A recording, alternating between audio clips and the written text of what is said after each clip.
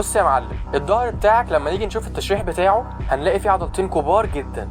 الاولى اسمها ترابيزيوس او ترابس، ودي اللي بتدي سمك للظهر، والتانية اسمها لاتيسمس دورسي او لاتس، ودي بتدي عرض للظهر. العضلتين غالبا بيشتغلوا مع بعض في اي تمرين الظهر، لكن بتغيير بسيط جدا بتركز الحمل على اللاتس بتاعت العرض اكتر من الترابس، وهو ان وانت بتسحب ايدك يبقى كوعك جنب جسمك بقدر الامكان. يعني مثلا في التمرين ده انت مركز على الترابس او الظهر من فوق، انما هنا كوعنا بقى قريب من جسمنا خالص فركزنا على اللاتس، وهنا كوعنا قريب فبرضه مركزين على اللاتس، وهكذا هنا كده مركزين على الترابس عشان كوعنا بعيد.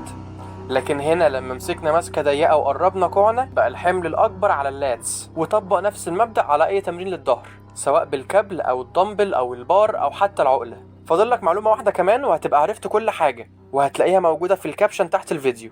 واهم حاجه ما تنساش تعمل سيف للفيديو عشان تشوفه مره كمان، وادخل بص على